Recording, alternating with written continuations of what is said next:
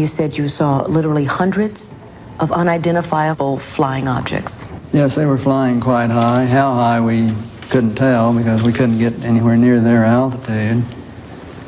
But they were either very large craft way up or smaller craft still well above what we could get to. For a day and a half, all of this happened. But then no one wanted to talk about it. Well, we sent a report forward on it, and the answer that finally came back months later was they were probably high-flying seed pods, which didn't sound very logical. Supervising flight testing in Edwards Air Force Base, his military camera crew actually filmed an unidentified saucer-shaped object landing near the site. As they were sitting there filming, a little saucer came from, I say little saucer, it was a saucer, came flying over their heads, put down 3 little landing gear and landed right out on the dry lake bed. And they picked up their cameras and started over toward it, filming as they went.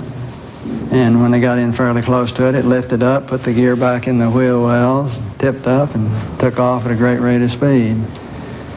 And so they came into my office and told me what had happened, and I sent them over to develop the film. And then had to go through all the proper regulations of reporting this, and we wound up having to send the film forward to Washington in the base jet airplane, and I don't know whether anyone's ever seen it since. Now, the vehicle that you just described, how similar was it to the very first sighting that you had back in 1951? Quite similar. It was basically the same plan-form vehicle. They were double saucer, lenticular. But if you're going to be going in and out of atmospheres like Earth or other places might have, you certainly need a little more aerodynamic type of vehicle. And the saucer has the capability of going through the air at tremendous rates of speed and handling the bow and trailing wave without making shock waves. So it can be very silent while traveling at big rates of speed through the atmosphere. A friend of mine who's a captain on a major airline at night was flying along, noticed this. Suddenly a big glow came off his left wing, and he looked out and this big saucer was sitting right off their wing. And so he turned slide toward and it moved away, and turned back and it moved back in position, and turned to his co-pilot and said, do you see what I see? And he said, oh God, yeah, I do. And it trailed along with him for quite a period of time, then tipped up, climbed very steeply away.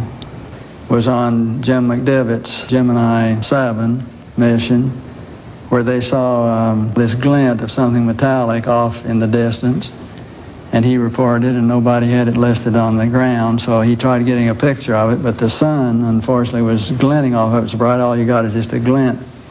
There was no detail on what it was, but never any further sighting at all on it. Well, the letter to the UN was in conjunction with a meeting that I had with Kurt Waldheim and the Security Council of the UN, to try to encourage the UN to establish a committee to start comparing notes and data and information, and to really look into all of this from an unbiased, neutral point of view.